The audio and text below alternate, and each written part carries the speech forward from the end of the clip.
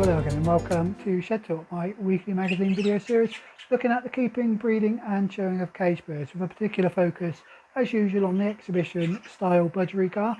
And as promised in the last episode, I had a request from one of the viewers in the comment section to discuss in a little bit more detail about how I go about actually assessing the bird. So a couple of videos ago, or 2 or 3 videos ago, I carried out an assessment of the cock birds and then the hen birds, just in terms of, and then gave you a quick look at the top, I think it was the top 6 or so birds from each of those 2 groups. But what I didn't do was run through the actual process which led me to identifying those top 6 birds. So that's what I will do in this episode. I did do it a little while ago, but you know, save people who might be new to the channel, save them going right back to look at that. I will do it again here and perhaps talk about it in a little bit more detail than I did in the previous episode, or the previous time I did it. So right, let's talk and start off by talking about how I prepare for that initial assessment and some of the bits and pieces that I need to gather together prior to putting any birds actually up for that assessment.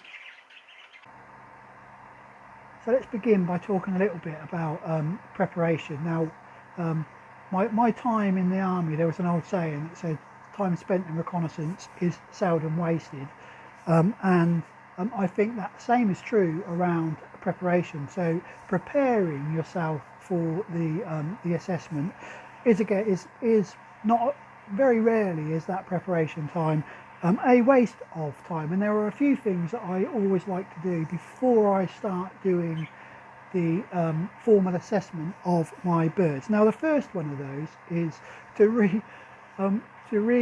remind myself of the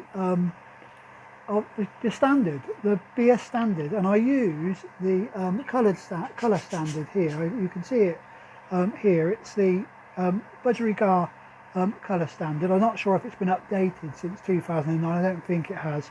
And in there, so it will give you a picture of the ideal.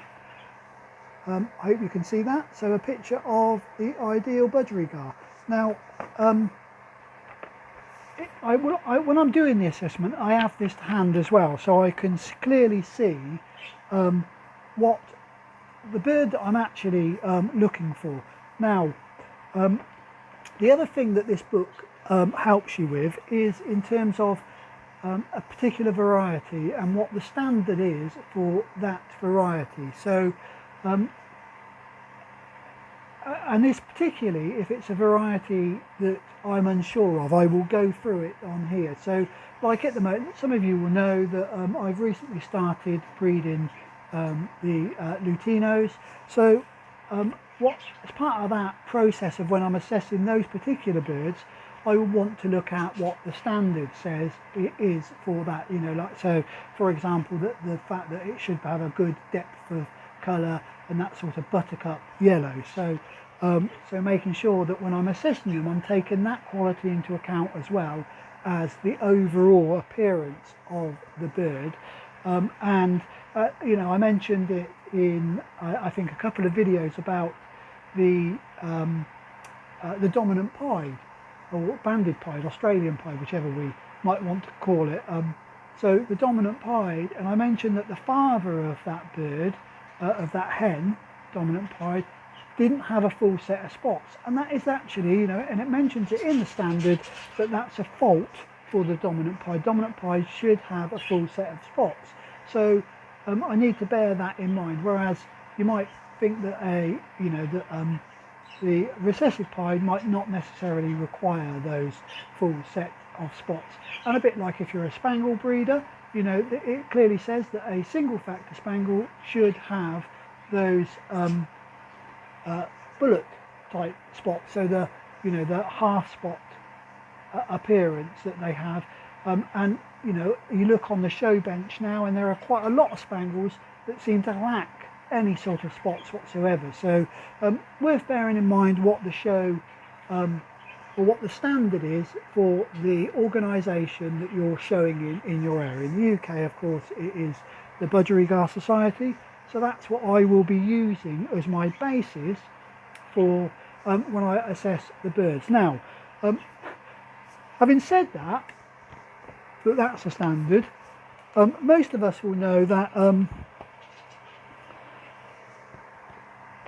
it would, it would seem when you look at, particularly at the big shows, that to some extent we've moved beyond that standard, and there are calls for it to be updated and all the rest of it, but either way that's the current standard, but it does feel like we've moved past it. And it's funny, I was talking to a Fife breeder and he was talking about the Budgerigars, and and he was saying, when you look at the Fifes, a row of Fifes on the show bench, they're all very, very similar, and they're looking, and they've got a very distinct standard that they are breeding to around the size, shape, and all that sort of things, a bit like we have as well in terms of the Budgerigar. But Fifes tend to look very similar. But if you run down the a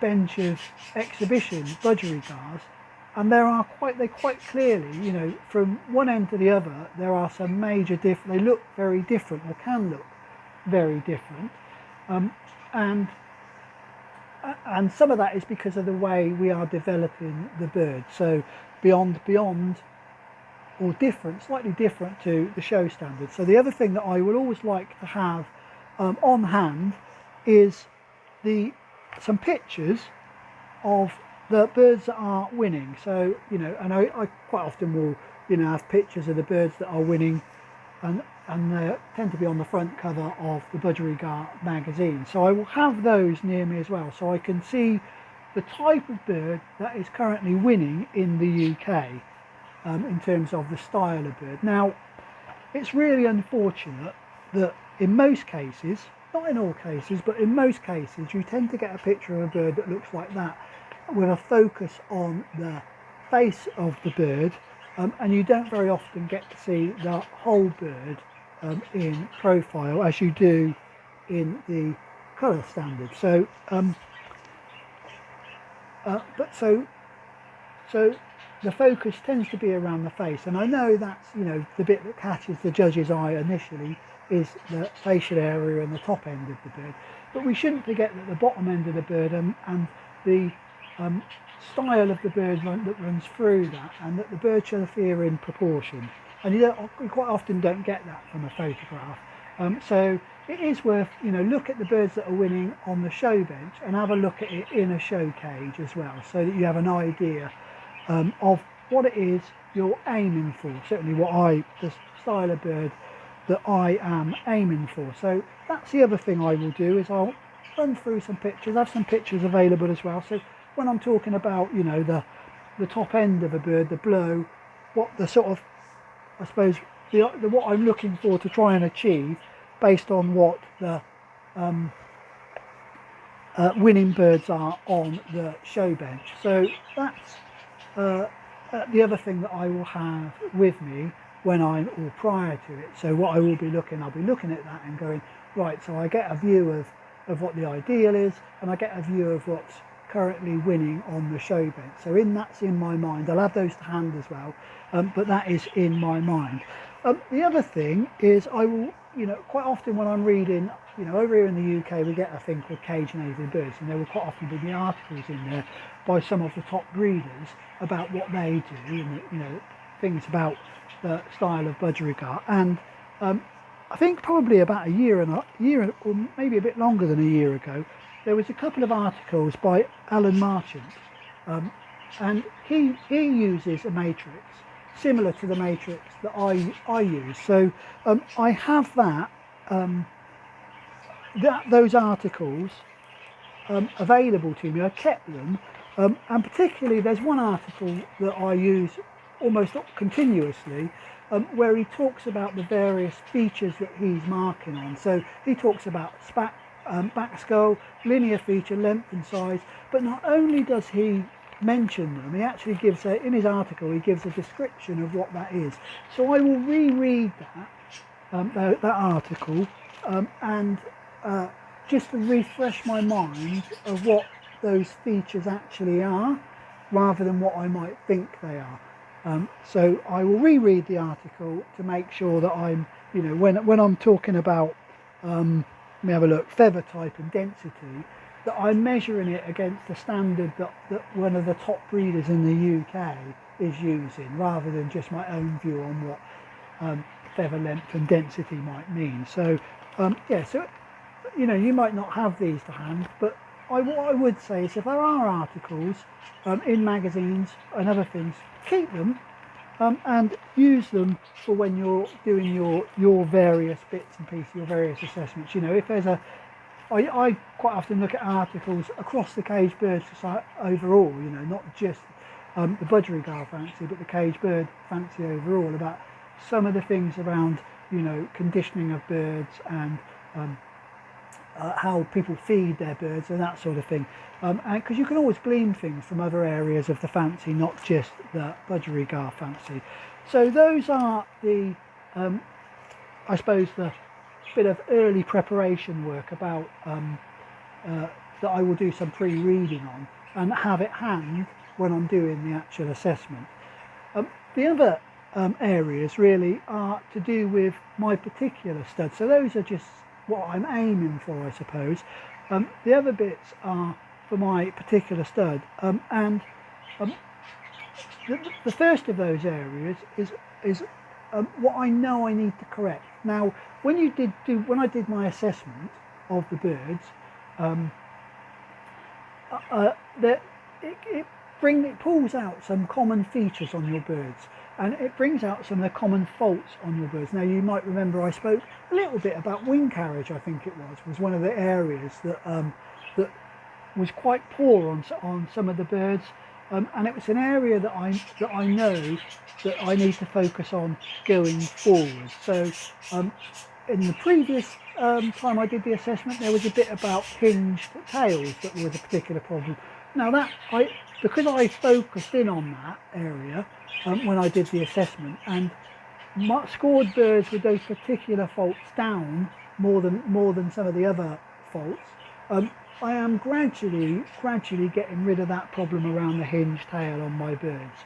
So, and likewise this time when I'm doing my assessment next year, I will be particularly focused on birds with poor wing carriage, and they will be scored down on the scoring system. So I'll have that in my mind when I'm looking at them. So, it will be a particular focus that I will be looking to try and correct. The other area is the area that I'm looking to improve. So it might well be that there's a particular area where I know my birds are lacking. Now this is different to a particular fault because it might well be that it is an area I'm looking to improve across the stud, and so birds with that particular feature may be scored slightly more highly, and I might make that particular feature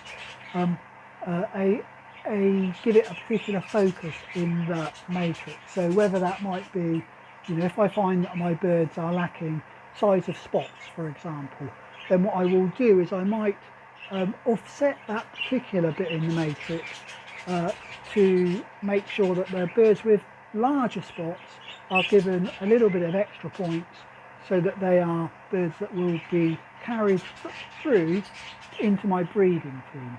I hope that makes sense. So that's different from faults. It's an area where I'm trying to improve an area, so I might think about how I score that. And the final bit is areas that I want to fix. So features on my birds that I actually quite like, and I want to fix that. So I know. So for example, I think that the length of mask on some of my birds is actually quite good. So I will be looking to make sure that that those birds will be birds that I will be trying to fix when I put them into the breeding cage. So I'll bear that in mind when I'm looking at them. So I won't necessarily increase the scoring for length of mask, but it is an area that I'm trying to make sure that I continue to keep that fixed in my birds. And likewise with, if I try and fix the blow across the top of the head in the birds, that sort of thing. It also helps when you're looking at thinking about getting an outcross. So those are areas that I will be focusing in on prior to actually putting any birds in the breeding cages. I need to have an understanding of that prior to putting any bird, not into the breeding cage, into the show cage for that assessment. So that's the preparation out of the way. What I want to talk a little bit now is about the actual show cage and how I go about using the show cage to help with the assessment. So before we get a bird out of the flight to have a look at in the show cage, I just thought I'd mention about assessing birds in the flight, because there will be occasions when you're wandering around doing your stuff, doing your sweeping up or feeding or whatever it is you're doing here, where suddenly a bird will catch your eye. And indeed, the bird we're going to look at is one of those birds that just suddenly, when I was walking around, I looked in the flight and there was a bird there that caught my eye. And that's really useful in terms of seeing which birds are developing and which birds perhaps are going back a little bit, because you're doing that anyway, aren't you? When you're walking around and doing your checks, you're looking to see if there's a bird off colour and all that type of stuff. So it is worth bearing in that mind. So you will spot a bird in the flight that will just catch your eye, and it's a bird that you need to make a mental note of, or however it is you do it. I think actually I want to have a look at that one in a bit more detail in the show cage. A couple of things about assessing birds in the flight. So the first one is you can't do a full assessment in the flight because it's impossible to really get a decent look at the bird and to be able to do a fair comparison of your birds when they're in the flight, just because of they'll be moving around, they'll be at different heights and so on, and they'll also be might be that they'll just generally in a different state. We know birds can change from day to day, but generally you can't do a full assessment in the flight, but it is good for identifying those birds that catch your eye. The other thing that's always worth bearing in mind, and something I have to constantly remind myself, is post-sorting. So when I did my full sort, I split the birds, and the birds that are keepers are in the flight behind me, and the birds that I wanted to get rid of I put into the holding flight.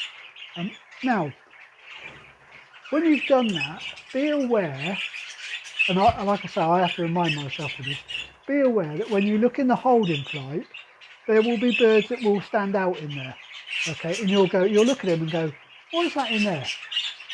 It looks head and shoulders above the other birds, the other birds in the holding flight. And you may begin to have your doubts. This is because when you're looking in that flight, you're not comparing it with the birds that you kept, so the birds that are behind me. So it will look like it's an outstanding bird in there, but in comparison to the birds that you've already assessed and agreed to keep, it's actually not of the required standard, or it's got too old. So you just bear that in mind, that if you do, when you separate your birds out, it's a bit like the young birds, the baby birds, and there's a young cock bird still in there, one of the last birds. That's clearly going to be a very nice bird.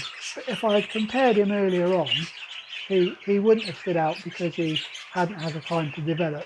And likewise, in the holding flight, there will be birds that will appear to stand out in the holding flight just because they're the best of your worst, if that makes sense. And they're not the best bird in your flight, but they're the best of your worst. All right, so what I will do now then is we will get a young bird that we're going to have a look at out of the main flight, and we'll pop them into a show cage, and I'll talk a little bit about the show cage and then how I go through my assessment. But while I'm getting this bird out, let's talk a little bit about the actual spreadsheet that I use, or that matrix that I use to do that assessment. So this is the spreadsheet that I use. Most of you have undoubtedly seen this at some stage before. certainly if you've been watching the channel for the last few months, you would have seen it in a couple of episodes, I think. First thing I'd say is, so whilst I use a spreadsheet and I use Google Sheets for it, only because it's free and serves a purpose, you can actually do this on paper.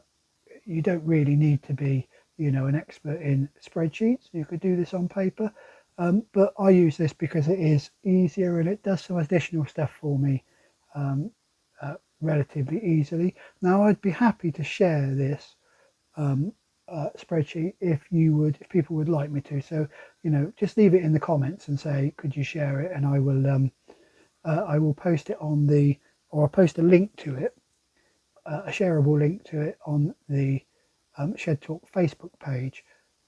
So if you'd like to see it, have a copy of it, then do let me know. So you can see I have one spreadsheet for the cocks and one spreadsheet for the hens, and across. So I mean, most of the areas stand to reason. That's just the ring number of the bird. That's the colour of the bird, and then I've got an age here. Now, the age relates to the year they were born, as you might imagine. Stands to reason, I suppose.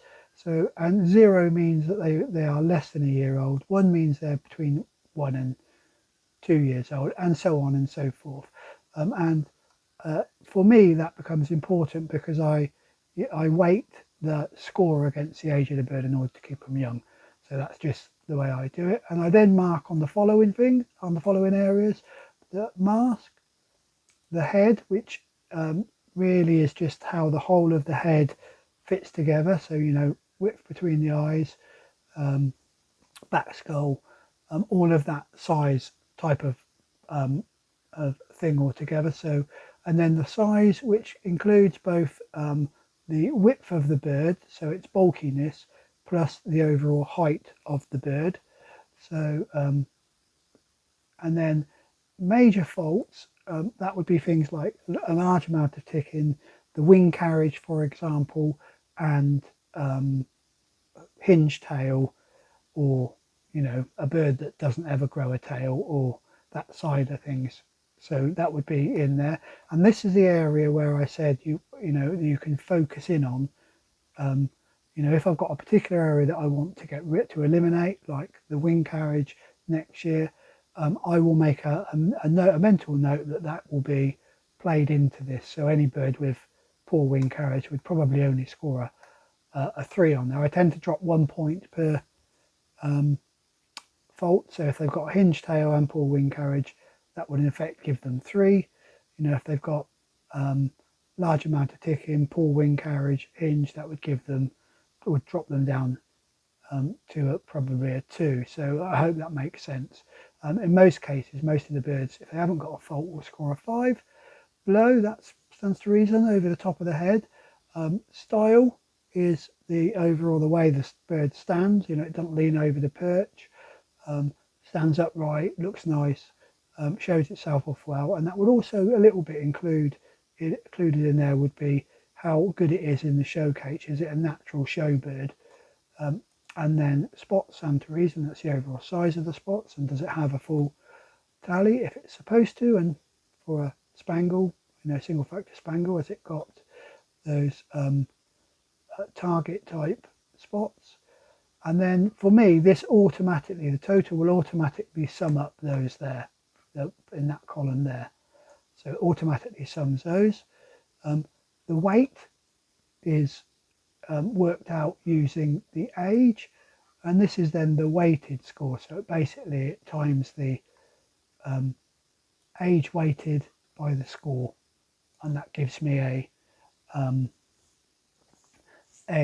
age weighted score, which you will know the age weighted score I use for birds that I'm going to keep, and then the actual score here is the score I use in order for preference to get them into the breeding cage, because that really represents my best bird. That represents my best bird by age, and sometimes those can be the same bird. The other columns here is the it really are, I mean, that's just part of the age calculation. This one here is my family, and then here I've just got the 1, 2, 3, 4 in terms of the order of the birds. So that's the way I do it, and I do, like I say, I do one for the cockbirds and one for the hens. But you can adjust those whichever you might want to score.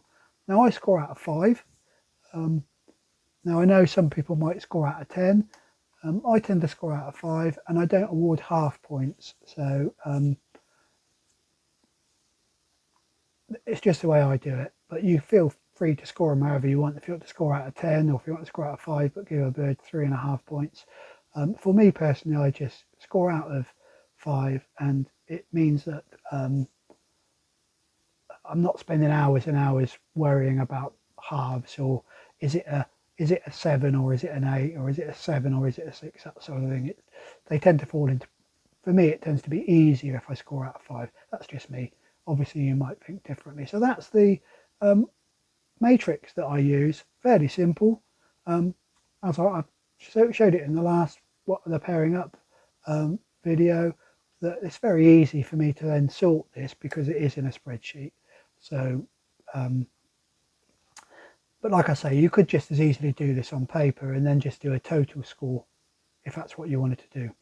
Right, I think it's going to be very shortly going to be time to actually have a look at one of the birds. Well, I've caught the young hen up, and you can maybe able to just see her in the show cage behind me. A couple of things before I go through the actual assessment process. First one is, do try and give the hen a little while, or give the bird when it's in the cage a little while to settle. Some of them will settle straight away. This bird is an in-betweeny bird at the moment by the looks of it. It doesn't help that I'm stood right next to it chatting away. So because some take a long time to settle, others will take less time to settle. So try and give them a little bit of time to settle. If they're not settling in the cage, you know, what I will quite often do is just walk away, grab myself a cup of tea, come back with that, and then by that time the birds had a little bit more time to feel settled in the show cage. So that's just one thing I would suggest that you do once you've first got the bird out of the show cage. Don't forget to use the judging stick and other bits and pieces that just help you get the bird sat on the perch and as still as possible. Right, well, we will talk a bit about the show cage in just a second. I'll move the camera around so you can see the bird, and I'll talk about the show cage and how that can assist us in carrying out the assessment. Before I do though, don't forget, if you enjoy the videos, please do give them a big thumbs up. Don't forget to comment on anything you see in this video, any other video, or anything you'd like to see in a future video. And of course, if you're not yet a subscriber, please do subscribe to the channel and hit the bell icon if you want early notifications for every time I release a new video. Right, I'll move the camera, come straight back to you so we can talk a bit about the show cage and the actual assessment process. So I've got the youngster in the show cage. She's reasonably settled, a little bit nervous still, and I'm trying to stand a little bit away from the camera just to ensure that she doesn't get overly flighty. So this is quite a youngish bird, so I think just finishing its first molt, you know, just finished breaking its cap, and it's the bird that sort of caught my eye in the flight, as I said. So first of all, the show cage then. So I would always suggest that you try and assess the bird in the show cage. And if not a show cage, assess all the birds in a similar cage if you don't have a show cage. This means you are, again, trying to compare the birds and giving each bird the fairest chance. So the show cage, there's a couple of areas that I like to use with the show cage. And the first one is, you can see that where the back of the show cage drops down, it makes a very clear line. And that line, some people refer to it as the eye line, so you know the bird's eye should be somewhere near that line. Most modern budgerigars, I would suggest the better birds are way above that. but it does give you an idea of the height of the bird, of how tall the bird is. So and obviously that will a little bit depend on whether the bird's leaning over or not, but generally speaking it does give you an idea of how tall that bird is going to be. So that's the first one, is using the eye line so that you can make sure you're assessing one bird with another. She's starting to get a little bit more stress there. Then the other thing is the bars. So I use the bars for two purposes. One is so from the perch I can see how upright the bird is from how many bars across from the perch the front of the head is. So and I think I've mentioned it in a few videos when I've talked about birds, about it being only one bar across or only two bars across. So that gives me an idea of its stance and how upright the bird is going to sit. And the other thing the bars can do is give you a clear indication of how wide they are, so of how wide the head is. So you can, when the bird's looking at you, you can judge roughly how wide it is from the number of bars that it crosses, and that the same from the broadness of the shoulder and that style of thing. There are a couple of things I would caution with all those things that I've said. The first one is, obviously when a bird is sat at the back of the cage, this bird's sat about in the middle, but at the back of the cage, it will appear narrower in comparison with the bars than if it's right at the front of the cage. So do bear that in mind when you're looking at it. The other thing is, make sure that you put the birds all at the same height when you're comparing them, because height will make a great deal of difference to how the bird appears to you. Now, the bar that runs vertically across the show cage that the perches are attached to, I like to have that roughly at eye height, so that, and it gives me a clear indication that I've set the cage at the height. And indeed, when I set the camera up, I set the camera up so that it's looking at the birds. The camera is about at the height of that bar. That means that all of the birds are being assessed at that same level. She's getting a little bit flighty, as I say, but I'll carry on talking before we talk about assessing the bird. So it means they're being at the same level. Now, if I was to put the camera higher, and I may do this in a minute, just raise the camera up a bit, the bird will naturally appear shorter. And if I lower the camera down, the bird will naturally appear longer. So it's one of those things around when you're looking at a bird. So and it's worth bearing in mind when you're looking at birds online, and you're looking at pictures of birds, where the angle of the camera can make the bird look much more different than it would do if the camera was at a slightly different angle. So bear that in mind. Try and get it to the same height, a known height for you, and assess all the birds at that height. You'll sometimes see judges when they're judging birds at shows. They'll have the birds at different heights when they're trying to do their initial rundown. But whenever they're comparing one bird with another, they will lift the bird up so it's at the same height as that bird. Otherwise, you're just not giving that bird a fair chance if you're looking down on it, and you're giving a bird an unfair advantage if you're looking up at it. Right, so that's a little bit about how to use the show cage, I suppose. What I'll do now is just talk about how I run through the actual assessment process. So when I'm assessing the birds, then, like I said, try and let the birds settle a little bit. This bird isn't too bad. It is still a little bit flighty, but she's not too bad. So I let the bird settle. Now, a couple of things. I would always suggest that you do have something that you can use as a judging stick. So I have, and this is going to upset the bird, I know it is. There you go. I'll just see if she can go back on the perch. There we go. So I have a small stick that I will use as a judging stick, and this just allows you to do what I did then, really. If the bird decides she's desperately going to sit on the floor, then it helps you to get the bird up onto the perch. You will see that I've also used a wooden, it's actually an old wooden kitchen spatula, the little thing you use for eggs, that I use that as a paddle. You can buy special paddles, so if judges will have their own a paddle that they will either make themselves, and this just goes along the bottom of the show cage, so again to encourage the bird to get up onto the perch. So I would suggest that you do that. Now the other thing, when you're comparing your birds, you know, I've been through the actual idea that, you know, the way you score them and scoring them against your own birds, not although you are constantly looking at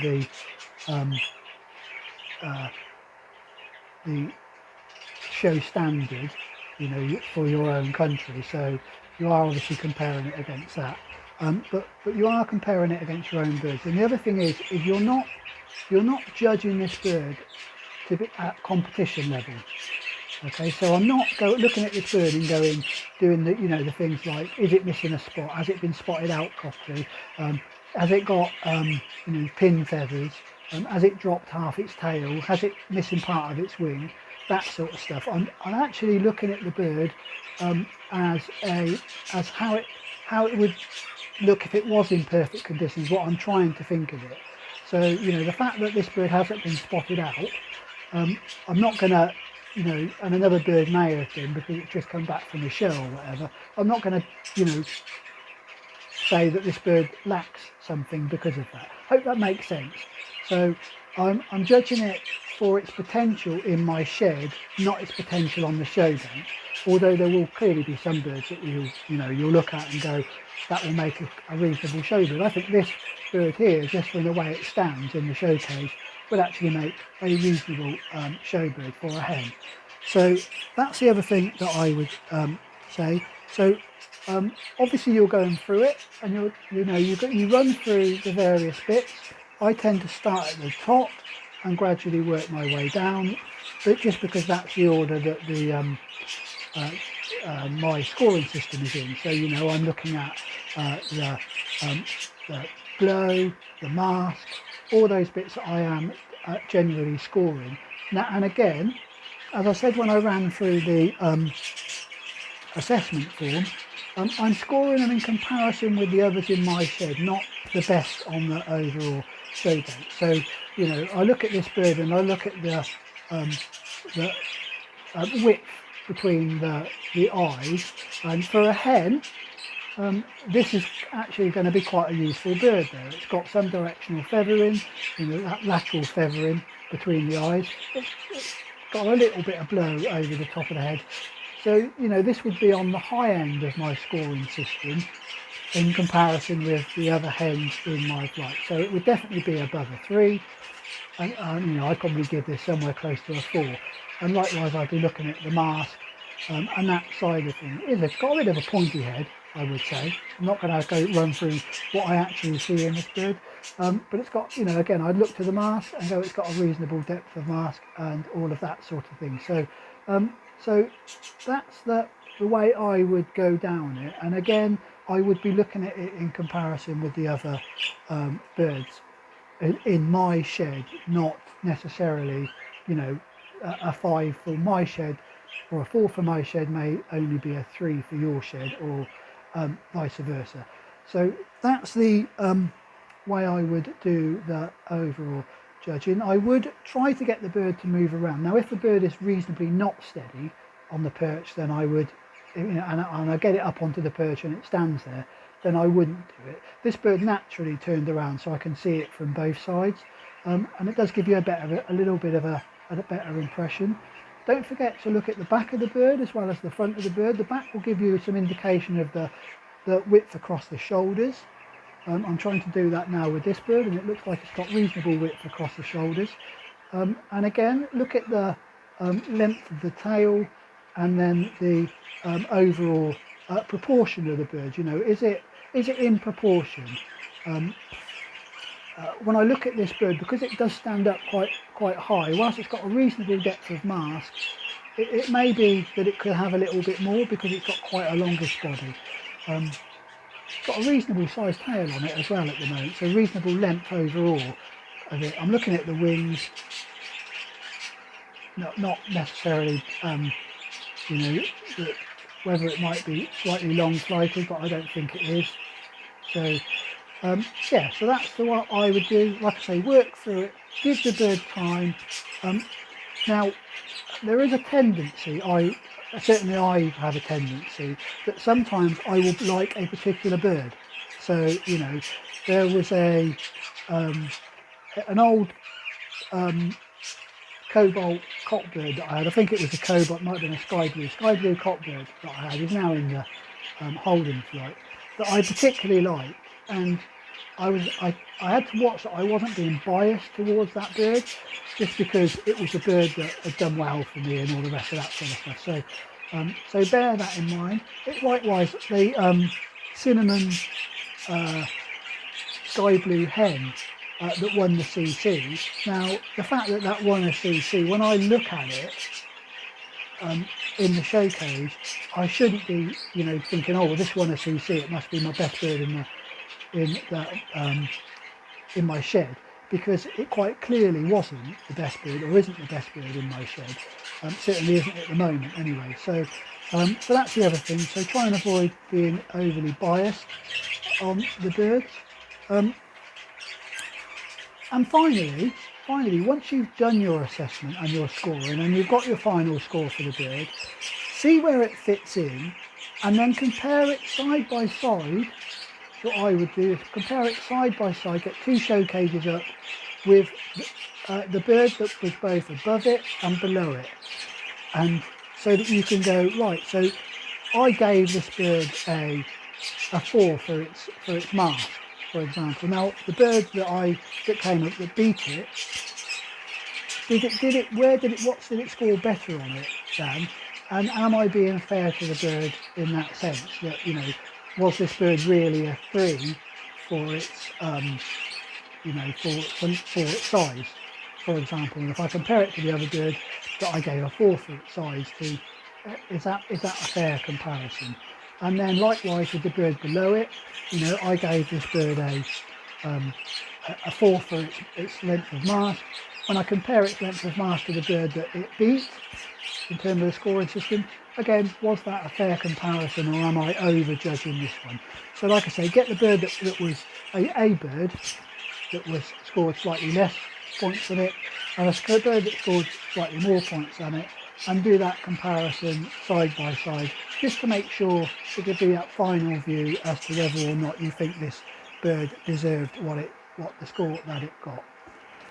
And then my final thing about when you're assessing the birds is I would always assess the cock birds and then the hen birds and do them separately, because, you know, cock birds always tend to look better and more blowier than a hen. That's just my own view. And certainly in my shed, most of my cock birds my best cock birds would always outscore my best hens just on the overall style. So that way you're comparing the cock birds together and the hens together, particularly if you're using it as a way of sorting your birds in terms of getting rid of birds. So you know, that way you're not, all the hens are at the bottom of your scoring system. Right, so that's just how I score them, how I do my assessment of the birds. So this young hen that I sort of looked in the flight and thought, that looks like a nice little bird. Looks like a nice little bird to me, and you know, it's still very young, and I think it will grow into being a very useful hen in the breeding cage, if not in the, you know, it's unlike, because it's so young, it ain't gonna, and it's also got an old ring on it as well, don't forget. So it will be a bird that on the show bench would have to go in the NEA, so it certainly wouldn't go out this year at all as a young bird. But maybe, you know, at the end of next year we'll get her out, see how she does on the show bench. Let me know your thoughts on this bird, and I hope that helps those people who wanted a view on how I go about assessing my birds.